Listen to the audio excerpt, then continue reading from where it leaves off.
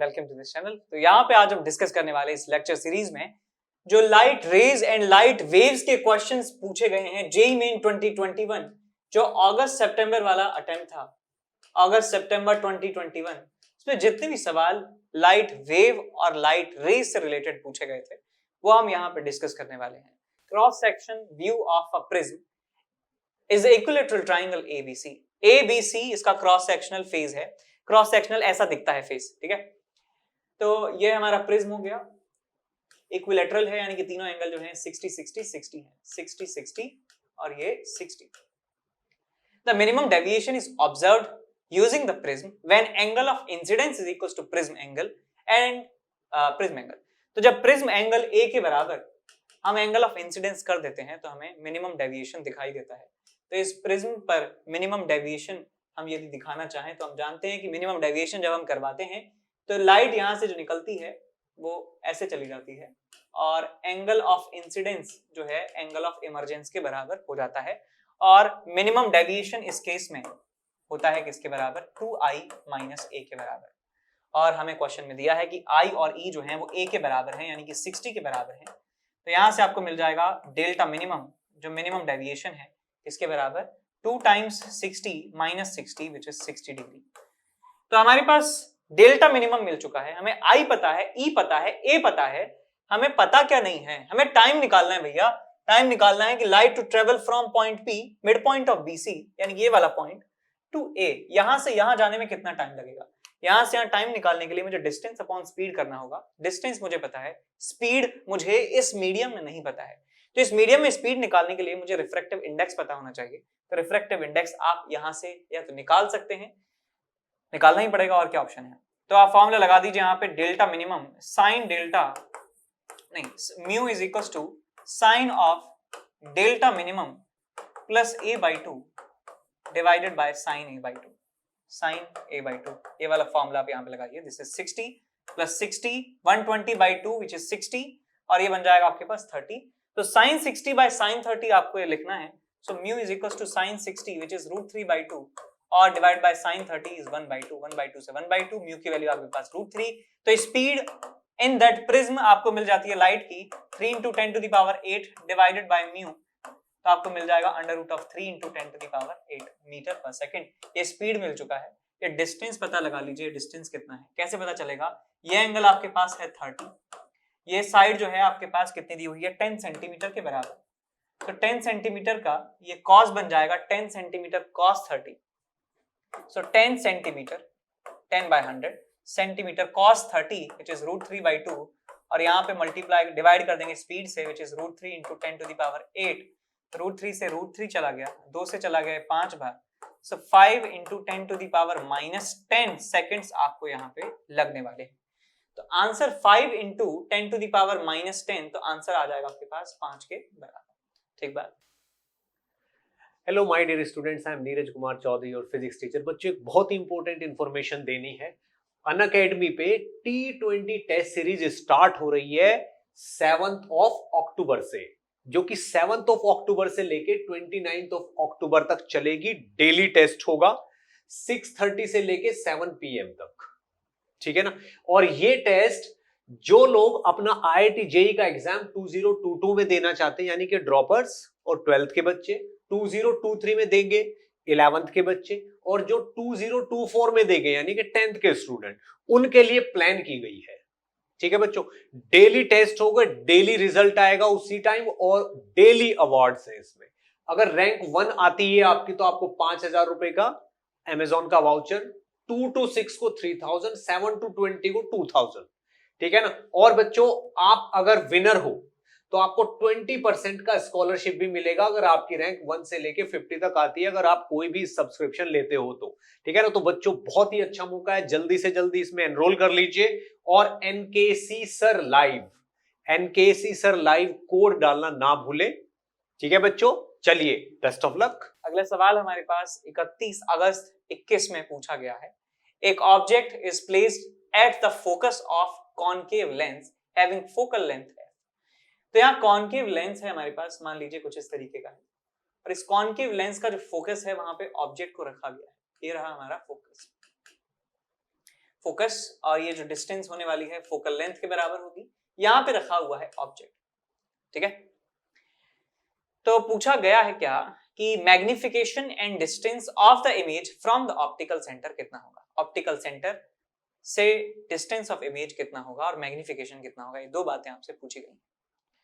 तो मैं सबसे पहले यहाँ पे क्या करूंगा, देखिए यहाँ पे कंफ्यूजन ये होता है लोगों को कि ये f की जो वैल्यू है नेगेटिव है, कॉन्केव लेंस के लिए नेगेटिव होती है। तो मैं ये लिखूंगा कि ये डिस्टेंस मॉड f के बराबर है। मैं मॉड की फॉर्म में लिख देता हूं जिससे मुझे कंफ्यूजन बिल्कुल खत्म हो जाएगा। ये पर्टिकुलर हम डिस्टेंस की बात कर रहे हैं। फोकल लेंथ की बात करें तो कितनी आ जाएगी focal length, minus of mod f, right. तो अब मैं इसके लिए, इस पर्टिकुलर सिचुएशन के लिए लेंस इक्वेशन इस्तेमाल करने वाला हूं, that is 1/v minus 1/u is equals to 1/f. So 1/v image का डिस्टेंस नहीं पता, minus 1/u, u जो है वो माइनस ऑफ मॉड f के बराबर है, is equal to 1/f which is minus mod f के बराबर। ये आपके पास प्लस में है, ये माइनस में, इधर जाएगा तो माइनस बन जाएगा। 1/v is equals to 2/mod f आपको मिल जाता है और ये माइनस में ही रहेगा। सो v की वैल्यू मिल जाती है minus of mod f by 2 के बराबर। तो ये हमें मिल जाती है इमेज का डिस्टेंस, इमेज का डिस्टेंस, ठीक है। यदि मॉड यहाँ पे भी ले लेते हैं तो आपको मॉड f बाई 2 मिल जाएगा। तो मॉड f बाई 2 एक ही ऑप्शन में आपके पास है, यदि आप इसको टिक कर सकते हैं, यदि आप बहुत ज्यादा श्योर है तो। नहीं तो आप मैग्निफिकेशन भी निकाल सकते हैं।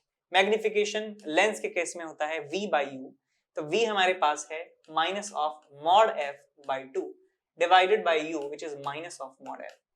माइनस मॉड f से माइनस मॉड f चला गया, 1/2 आपको मैग्निफिकेशन मिल जाता है। सो मैग्निफिकेशन एंड इमेज का डिस्टेंस थर्ड ऑप्शन आपको मिल जाएगा। इसके बाद अच्छा एक चीज और याद रखना यार कि इमेज इनफाइनाइट पे नहीं बनेगी, है ना, क्योंकि यहाँ ये जो है एक डाइवर्जिंग लेंस है। जब लाइट यहाँ से जाती है इस तरीके से तो लाइट जो है वो डाइवर्ज हो जाती है और फैल जाती है, और फैल जाती है इस तरीके से। तो इन लाइट को यदि पीछे की तरफ हम एक्सटेंड करें तो हमें यहाँ पर इमेज कहीं मिलती है, ठीक है। आगे बढ़ते हैं अगले सवाल की तरफ। Two plane mirrors M1 and M2 are right angle to each other shown in figure. तो एक मिरर हमारे पास M1 है, एक मिरर हमारे पास M2 है। A point source P is placed at a distance 2a metre away from M1। ये M1 से जो डिस्टेंस है वो 2a है। क्या लिखा है, point source P is placed a distance and 2a distance M1 M2। अच्छा, M1 से a है और M2 से डिस्टेंस 2a है। तो बताइए shortest distance between the images दस फॉर्म्ड इज। तो जो इमेजेस हमें मिलने वाली हैं, जितनी भी इमेजेस मिलेंगी उनके बीच का शॉर्टेस्ट डिस्टेंस कितना होगा ये आपको निकालना है। तो आप देखिए बेटा, ये हमारे पास मिरर है,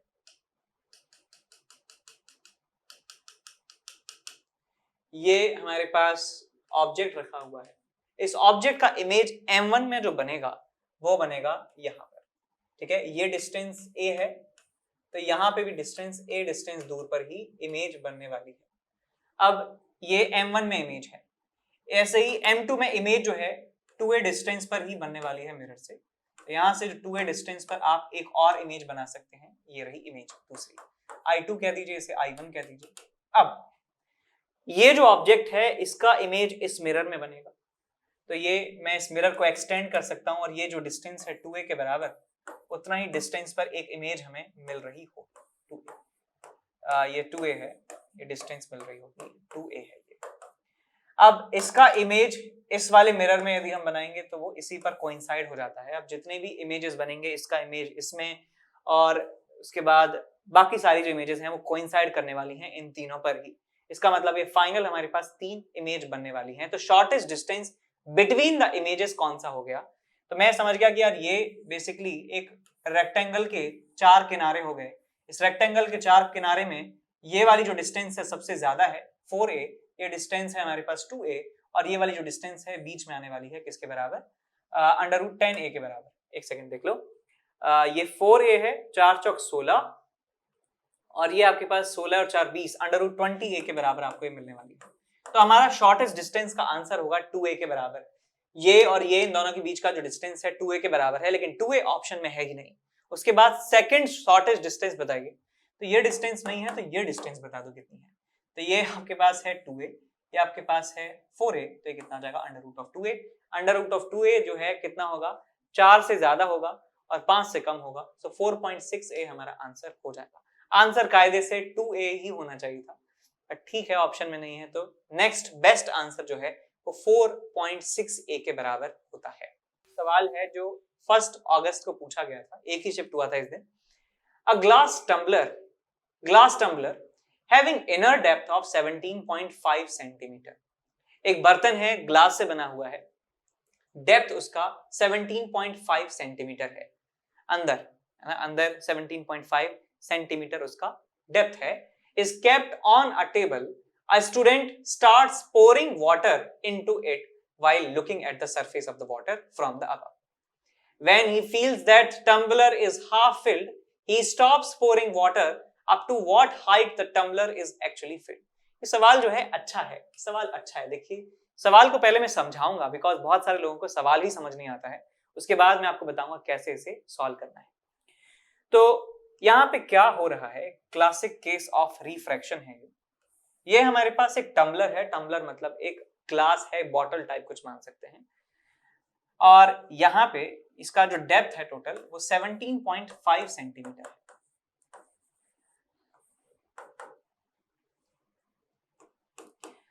अब एक पर्सन क्या करता है, अब देखिए यदि कोई ऑब्जर्वर यहाँ पर है, नॉर्मल इंसिडेंस की बात कर रहे हैं, तो ऑब्जर्वर को जो इसका जो बॉटम है वो एकदम परफेक्ट जगह पे दिख रहा होगा जहां पे एक्चुअल में बॉटम है। सही बात है, सारी चीजें जो हैं एकदम सही से दिखाई दे रही होंगी।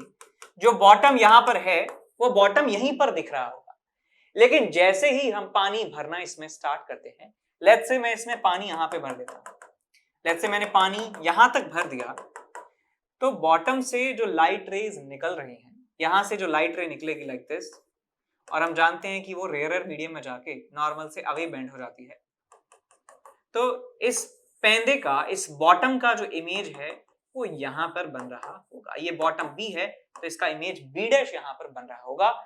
तो इस ऑब्जर्वर को पानी भरने से क्या लगेगा कि ये बॉटम ऊपर आ चुका है, ये बॉटम जो है ऊपर आ चुका है, ये जो साइज है इसका छोटा हो चुका है। जैसे जैसे हम पानी भरते जाएंगे इसको ऐसा लगेगा कि बॉटम जो है ऊपर आता जा रहा है, इसको जो डेप्थ लगेगी वो डेप्थ कम लगने वाली है, इसको डेप्थ कम लगती है बेचारे को, बिकॉज ये समझ नहीं पा रहा है कि रिफ्लेक्शन यहाँ पे हो रहा है। इसका दिमाग प्रोसेस कर रहा है कि यार ग्लास जो है वो उसका जो बॉटम है ऊपर आता जा रहा है। तो ये क्या करता है, इसका जैसा दिमाग है, जैसे दिमाग की कंडीशनिंग है, जब ये आधा भरा हुआ इसको दिखता है तब ये कहता है कि अब पानी नहीं भरते हैं, अब पानी नहीं भरते हैं, इसको सिर्फ आधा भरने पर ये रोक देता है। तो हमसे पूछा है कि एक्चुअल में ग्लास कितना भर चुका होगा जब इस ऑब्जर्वर को आधा दिख रहा होगा। तो आधा ग्लास भरा हुआ दिखने का क्या मतलब है, तो यहां अब देखिए मैं यहां पे दूसरा टम्बलर बना रहा हूं आपको समझाने के लिए। तो मैं मान लूं कि असली में जो पानी है यहां तक भर चुका है, यहां तक भर चुका है, और ये जो हाइट है लेट्स से x के बराबर है, ये जो हाइट है ये x के बराबर है,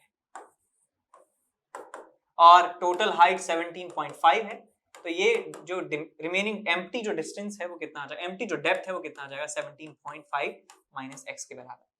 अब इस भाई साहब को क्या लग रहा है, अब इसने पानी बंद कर दिया, पानी भरना बंद कर दिया है, इसको लग रहा है कि आधा भर चुका है। आधा भरने का मतलब ऐसा क्यों लग रहा है इसको, पहले तो ये सोचिए, क्योंकि बॉटम जो है इसको उठा हुआ दिख रहा है, बॉटम जो है इसको उठा हुआ दिख रहा है।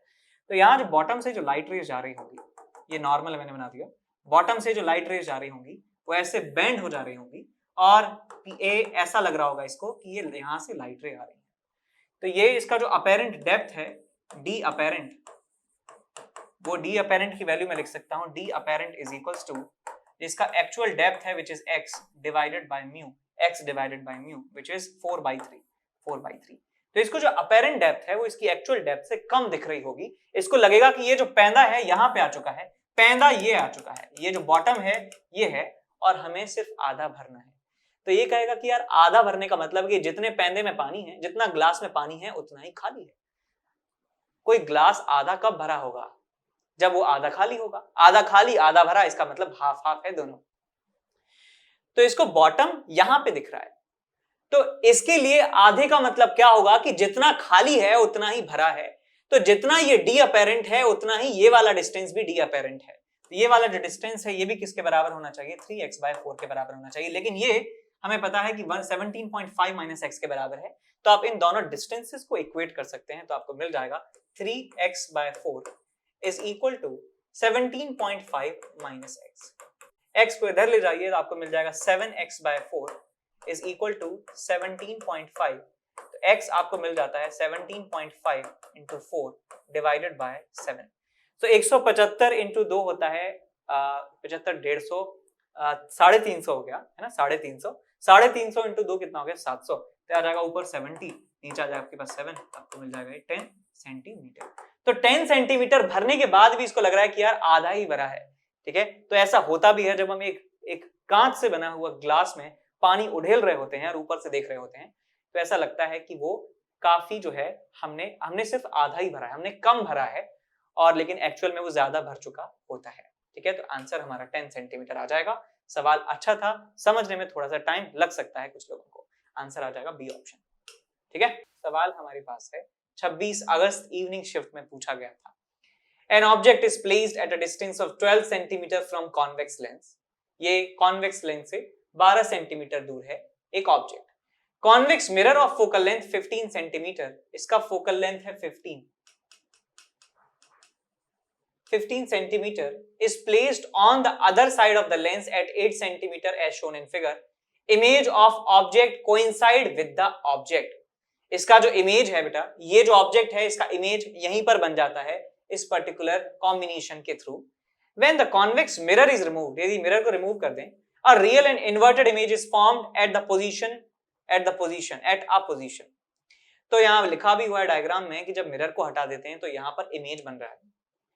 तो आप बताइए मुझे distance of the image from the object will be equal to, तो इस इमेज का डिस्टेंस इस ऑब्जेक्ट से कितना होगा ये आपको बताना है। तो आप यहाँ देखिए बेटा कि जब मिरर नहीं है तो इमेज यहां बन रही है।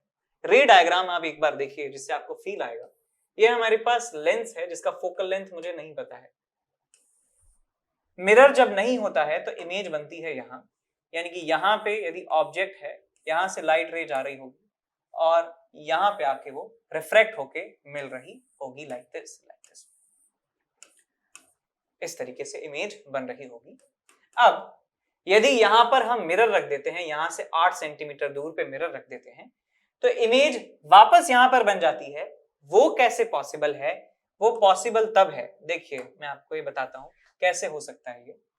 ये हमारे पास मिरर है और लाइट मिरर पर परपेंडिकुलर आकर यदि गिरे, लाइट मिरर पर यदि परपेंडिकुलर आके गिरे, लाइट मिरर पर परपेंडिकुलर आके गिरे, तो लाइट रिफ्लेक्ट हो जाने वाली है उसी रास्ते से, और जिस रास्ते लाइट आई है उसी रास्ते वापस पहुंच जाएगी। तो हमारे पास एक ही पॉसिबिलिटी बचती है कि ये लाइट इस मिरर पर आकर परपेंडिकुलरली गिर रही होगी। इसका मतलब ये है कि ये वाला जो लाइन है ये नॉर्मल रहा होगा। ये नॉर्मल है किसका? ये नॉर्मल है बेटा किसका? नॉर्मल है इस मिरर का, और नॉर्मल है तो इसका मतलब ये सेंटर ऑफ कर्वेचर हो गया इस मिरर का। सेंटर ऑफ कर्वेचर यदि मिरर का हो गया तो ये वाली डिस्टेंस मैं कह सकता हूं 2 times focal length of mirror के बराबर ये डिस्टेंस हो जाने वाली है। तो फोकल लेंथ इसका 15 है, इसका मतलब ये जो डिस्टेंस है मैं कह सकता हूं किसके बराबर होगा? 30 सेंटीमीटर के बराबर। और आपसे यही पूछा गया है कि इस इमेज का डिस्टेंस इस ऑब्जेक्ट से बताइए। तो 30 और ये 20 कितना हो गया? 50 हो गया। तो 50 सेंटीमीटर हमारा आंसर हमें मिल जाएगा। तो बिना कोई कैलकुलेशन करे ये जो है आप आंसर निकाल सकते हैं।